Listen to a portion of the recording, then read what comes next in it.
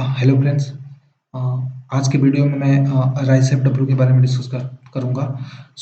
राइसेप W जो है एक बहुत बड़ा इम्पोर्टेंट टर्म है इन एसएपी में। इसमें जितने भी इस वर्ड में जितने भी लेटर है वो अपने अपने आप में एक बहुत बड़ा इम्पोर्टेंट मायने रखता है। जैसे हम डिस्कस करते हैं सबसे पहले आर के बारे में। तो आर जो है वो रिपोर्ट के लिए स्टैंड करता है। और जब हम एसएपी में रिपोर्ट की बात करते हैं तो हम डायरेक्टली अबैप रिपोर्ट की बात करते हैं। तो अबैप रिपोर्ट का काम क्या होता है कि जो आपके पास जो एप्लीकेशन डाटा होता है वो उसको रिक्वायरमेंट के हिसाब से हम उसे डिस्प्ले कराते हैं रिपोर्ट में। तो द मेन फंक्शनैलिटी होता है जो रिपोर्ट का उसका काम होता है कि रिक्वायरमेंट के हिसाब से एप्लीकेशन डाटा को डिस्प्ले कराना। ठीक है। तो रिपोर्ट में भी बहुत सारे वो कई तरीके होते हैं, लाइक डिफरेंट डिफरेंट तरह के रिपोर्ट्स होते हैं, बट हम उसके बारे में डिस्कस नहीं कर रहे हैं। तो चलिए नेक्स्ट जो इस वर्ड में जो नेक्स्ट लेटर है आई उसके बारे में डिस्कस करते हैं। तो जो आई है वो it stand for the interface. And जो इंटरफेस एक ऐसा टर्म है जो बहुत बड़ा इम्पोर्टेंट जिसका बहुत बड़ा इम्पोर्टेंट रोल है एसएपी में। तो एक्चुअल जो डिफिनीशन है उसको जानने से पहले हम एक एग्जांपल सीख लेते हैं कि इंटरफेस का एग्जांपल क्या होता है। तो हम जैसे मान लीजिए फ्लिपकार्ट एप्लीकेशंस में हम क्या करते हैं, फ्लिपकार्ट का जैसे ही हम फ्लिपकार्ट खोलते हैं तो जो उसका जीयूआई है, जो जो उनका इंटरफेस है उससे हम फैमिलियर हो गए हैं। मतलब कि हम उसके आदी हो गए हैं कि जैसे ही क्लिक करेंगे हम एक्सपेक्ट करेंगे कि वो ऐसा इंटरफेस खुले जैसे हम पहले खोलते थे, राइट। तो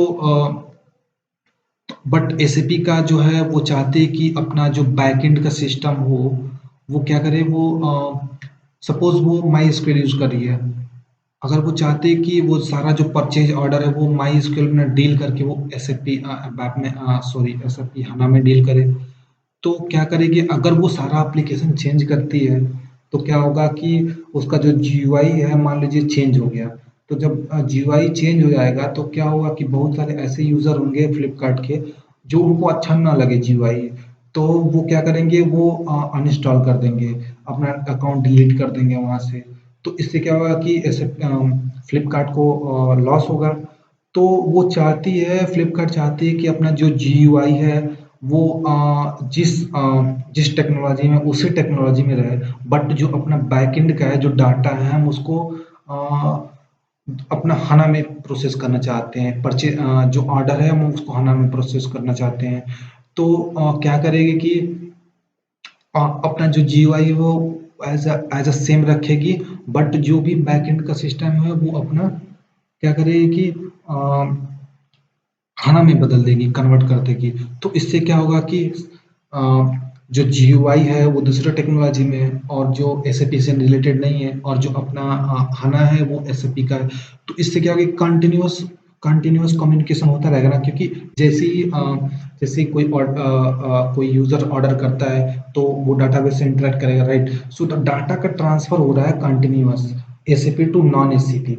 तो इसका काम होता है कि डाटा का ट्रांसफर करना from non SAP to SAP and then SAP to non SAP, और ये कंटिन्यूअस प्रोसेस होता है। और एक आगे एक और टर्म पड़ेगा जैसे कन्वर्जन।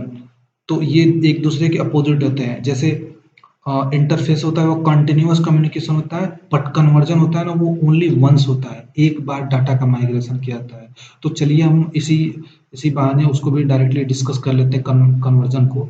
सो द कन्वर्जन एक ऐसा टेक्निक, एसएपी एक ऐसा टेक्निक प्रोवाइड किया हुआ है जो हम नॉन एसएपी से एसएपी में अपना डाटा का माइग्रेट कर सकते हैं, और ये ओनली वन होता है। आप लोग खुद ही समझ लो कि अगर हम किसी चीज़ को एक जगह से दूसरी जगह पर ले जाते हैं तो उस चीज़ को हम एक ही टाइम ले जाएंगे ना, कंटिन्यूअस बार बार तो लेते नहीं जाएंगे। तो ओनली वंस ले जाएगा ना उस चीज़ को। तो उसी तरह ये कंसेप्ट यहाँ पे है कि कन्वर्जन का मतलब होता है डाटा का माइग्रेशन करना from non SAP to SAP. तो चलिए अगला टर्म देखते हैं। अगला टर्म है E. E stand for the enhancement. और इन्हांसमेंट का मतलब ये होता है कि ये वर्ड जो है ना ये अपने आप में खुद ही बोल रहा है कि इन्हांसमेंट का होता है कि जो पहले से ही कोई चीज़ है और उसमें कुछ हम डाल रहे हैं और उसका एनहांसमेंट कर रहे हैं ताकि उसका परफॉर्मेंस अच्छा हो जाए, या तो रिक्वायरमेंट के हमें जो रिक्वायरमेंट हो वो ज़्यादा हो, उसके हिसाब से हमें एनहांसमेंट चाहिए।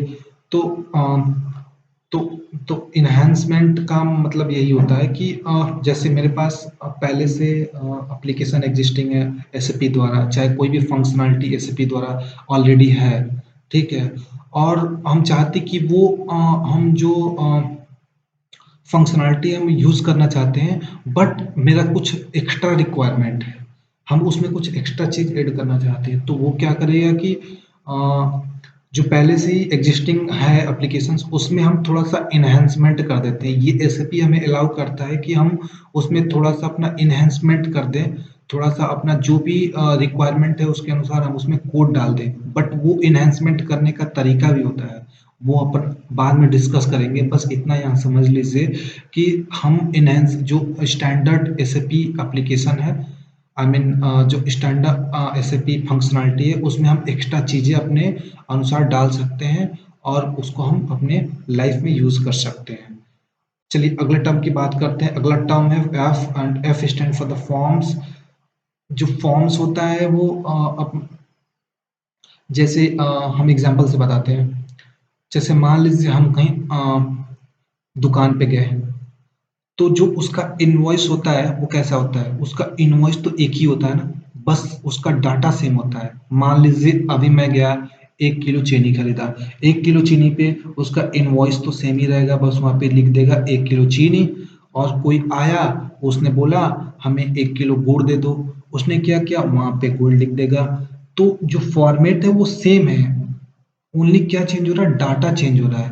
तो उस केस में हम फॉर्म फॉर्म का कंसेप्ट आता है इन एसएपी में, कि जैसे कोई ऑर्गेनाइजेशंस है, वो चाहती है कि वो ऑर्गेनाइजेशन कोई अपना उसका बिजनेस है किसी चीज़ को बेचने के लिए, और वो चाहती है बिल जनरेट करना, और वो चाहती है कि उसका फॉर्मेट जो इनवॉइस का फॉर्मेट हो वो सेम हो, ओनली द कस्टमर के हिसाब से उसका डाटा चेंज होते रहे।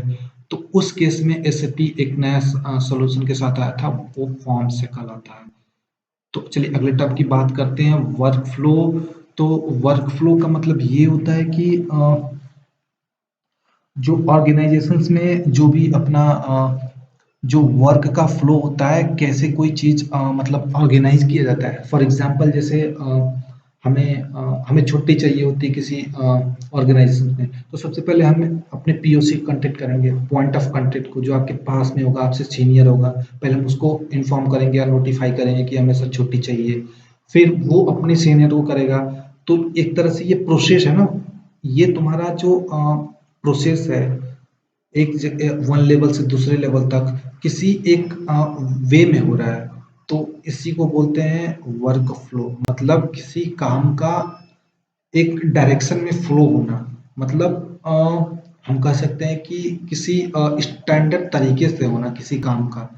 तो उस केस में वो क्या कहलाता है? वर्क फ्लो कंसेप्ट आता है।